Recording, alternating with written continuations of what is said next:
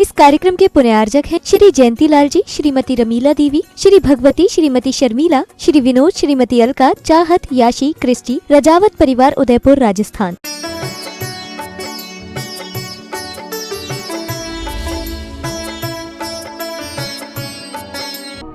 माया मरी न मन मरा, मर मर गया शरीर। आशा तृष्णा ना मरी, अतः सहे भव पीर।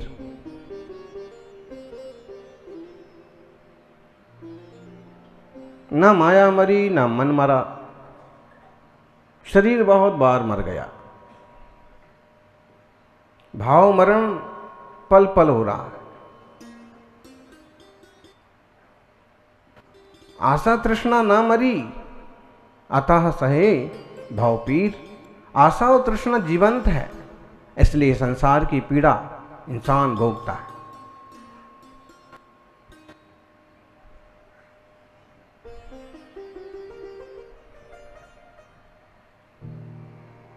जो भी कहानी आपने सुनी उसका सारांश समझ में आ गया।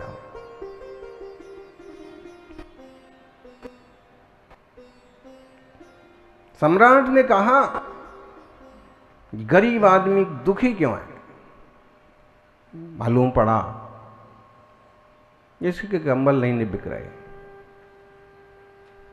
बड़ी मुश्किलों से रोजी रोटी के लिए सीजनेबल व्यापार करता है, और अब ठंड तेज नहीं पड़ रही है, इसलिए कंबल नहीं बिक रहे। सम्राट को दया आई और जाकर के घोषणा कर दी कि कल जो भी आएंगे कंबल ओढ़ करके आएंगे, एक कंबल ले करके आएंगे। कंबल की खोज होने लगी और उसके कंबल बिकने लगे। 5 रुपये का कंबल 50 रुपये में तक बिक गया। और अंत में मंत्री ने विचार किया कि राजा की घोषणा है तो मुझे भी एक कंबल तो लेके जाना पड़ेगा। बड़ी मिन्नत के बाद उसके पास जो एक कंबल बचा था वो उसे 250 रुपये में बेचा। मंत्री ने भी सोच लिया कि चलो 500 का दंड जो लगने वाला है उससे तो बच गए। जो कंबल ओढ़ के ना आएगा, कंबल लेके ना आएगा, उसको 500 रुपये का दंड दिया जाएगा। 250 तो बच गए चलो। और मंत्री इसलिए खुश है क्योंकि उसकी 250 की बचत हो गई। उसके इस बात का दुख नहीं है कि 5 रुपये का कंबल और 250 रुपये में खरीदना पड़ा। लेकिन कंबल बेचने के बाद कंबल वाला और ज्यादा दुखी हो गया, परेशान हो गया।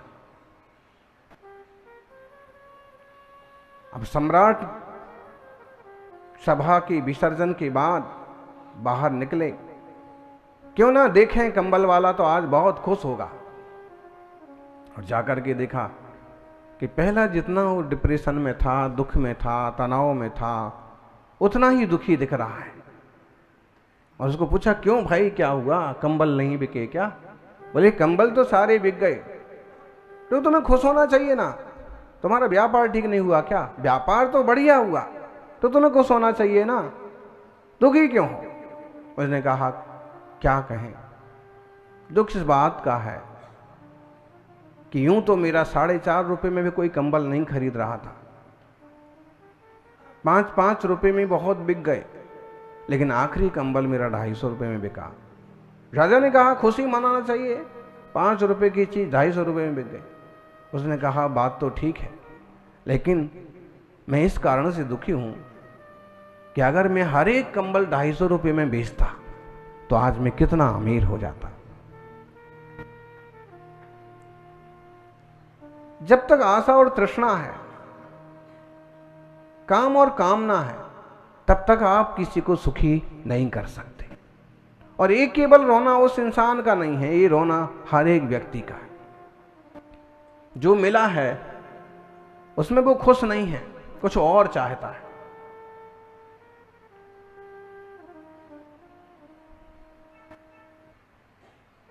मिल गया तो उसकी कीमत खत्म हो जाती है, जब तक नहीं मिलता है तब उसकी चाहत बनी रहती है।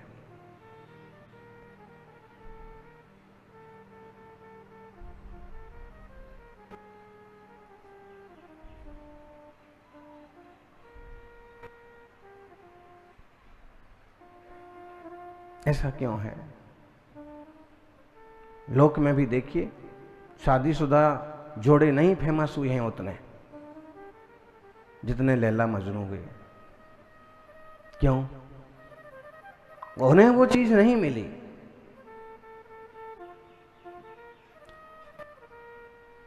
दूसरे दूसरे ढेरों किस्से हैं इस टाइप के।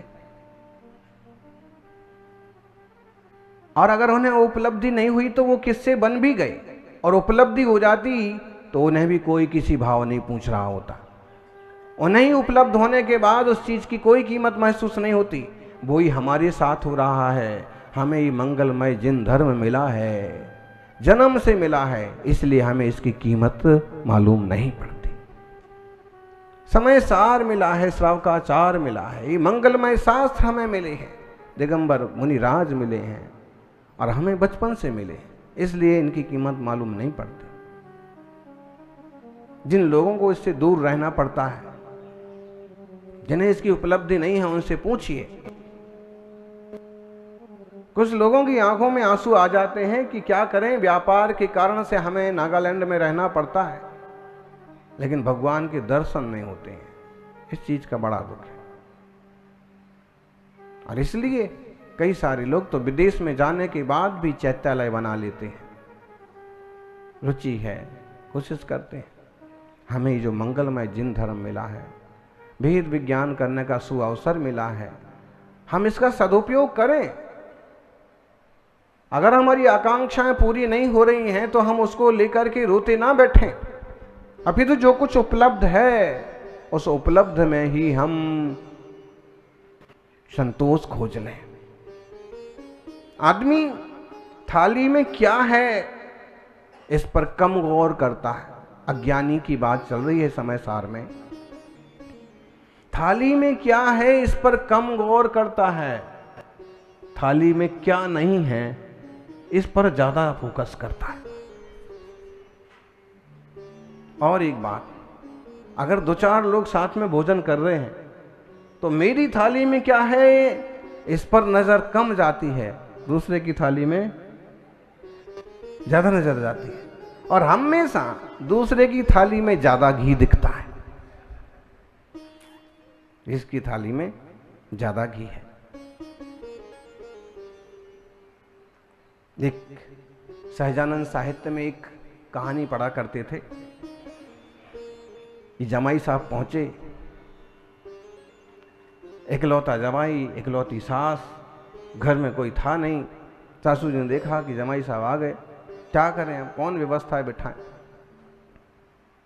सासू ने समझदारी से काम किया, बेटा दिल्ली से आए हो, बड़ा प्रदूषण है, और वहां तो क्या क्या नहीं खाते हैं लोग, पिज्जा, बर्गर, चाट, पकौड़ा, पता नहीं दिल्ली में ये सब खाते खाते तुम्हारा पेट कितना खराब हो गया होगा।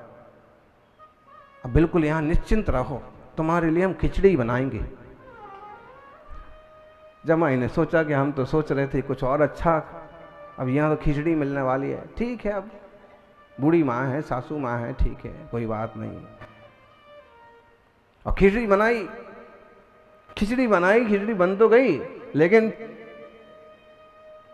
खिचड़ी कैसे बनती है जी?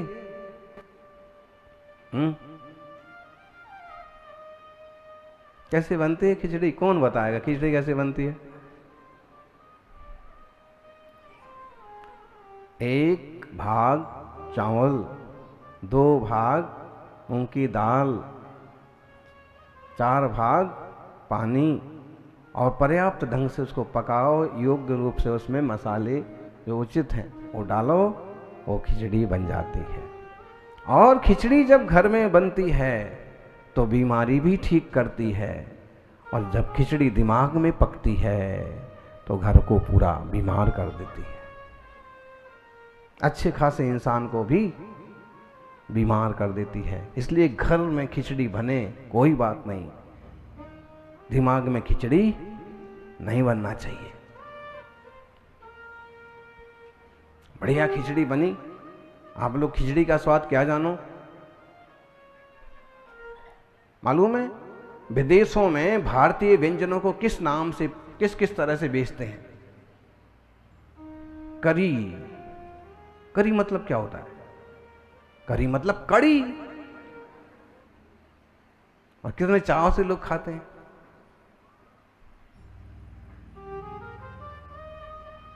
आज अपन जो है इसी चीज की बात करते हैं, खाने पीने में बड़ा अच्छा लगता है, लेकिन ये उदाहरण है, समझने के लिए हैं, अच्छे लगने के लिए नहीं है। और इसमें हम ये भी समझ सकते हैं कि हमारी भारतीय खाने पीने की चीज़ें कितनी अच्छी हैं, कितनी सुव्यवस्थित ढंग से बनती हैं, कितनी सात्विकता रहती है, कितनी निर्दोषता रहती है, और जब माँ के हाथ से बनती है तो उसका स्वाद 10 गुना बढ़ जाता है। सासू माँ ने खिचड़ी बनाई, जमाई साहब खिचड़ी खाने बैठ गए। अब भूख तो लगी है, इतनी दूर से आए हैं, मालूम है कि कितनी कंजूस हैं। शादी हुई तो भी दहेज में कुछ नहीं दिया, जो कुछ दिया है अपनी लड़की के हाथ में सौंपा है। मैं तो अभी भी ठन गोपाल हूं,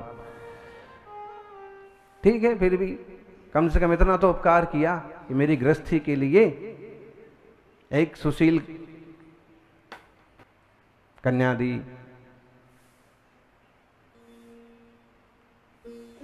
खिचड़ी खाने लगी।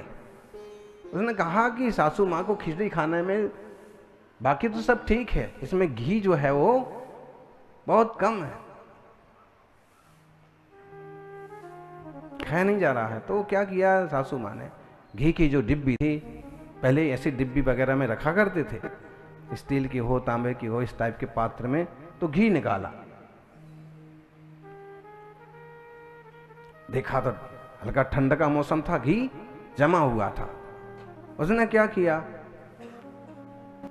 सासू माँ ने घी, देखो बेटा, और लिया, पूरा उलेड़ दिया, थाली पर पूरा घुमा दिया।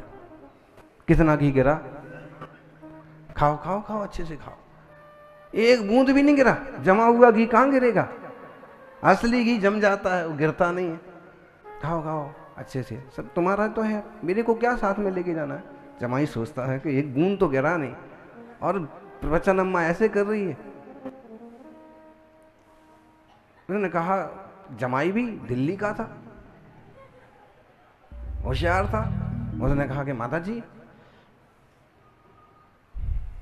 थोड़ा ठंडा पानी होना चाहिए, पानी थोड़ा सा, मेरे को, हम लोग दिल्ली में रहते हैं, फ्रिज का ही पानी पीते हैं, तो थोड़ा पानी ठंडा होना चाहिए। माँ ने सोचा ये ठंडा पानी बाहर घड़े में रखा है, तो बाहर से घड़े से पानी छान के ले आती हूँ। और थोड़ी दूर घड़ा था, पानी छानने गई, तब तक उसने क्या किया कि जो सिगड़ी जल रही थी वो घी उस पर रख दिया, और देखा कि दादी माँ लौट के वापस आ रही, तो घी निकाल के वापस घी की जगह पर रख दिया।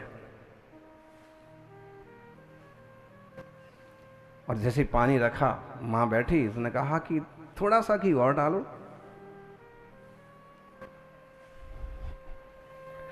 तो दादी माँ ने क्या, सासू माँ ने सोचा कि तो जमा ही हुआ है, उसने फिर लिया यूं, लो पूरा डाल,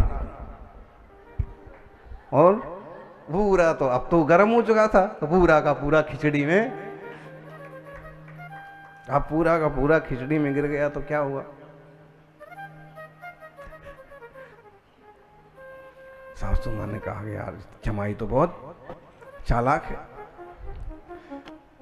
पूरा हमारा जो हफ्ते भर में चलने वाला था, देखो भाई इससे एक बात और सीखो, बड़े बुजुर्ग जो हैं बड़े किफायती ढंग से काम करते थे।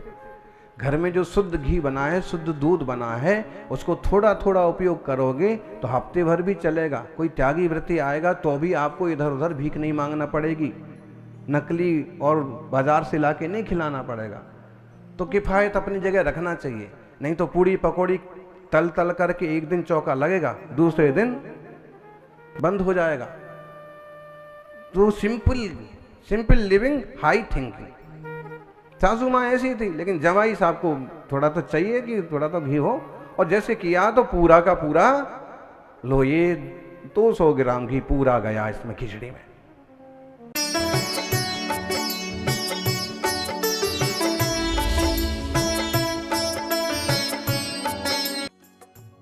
इस कार्यक्रम के पुण्यार्जक थे श्री जयंतीलाल जी, श्रीमती रमीला देवी, श्री भगवती, श्रीमती शर्मिला, श्री विनोद, श्रीमती अलका, चाहत, याशी, क्रिस्टी, रजावत परिवार, उदयपुर, राजस्थान।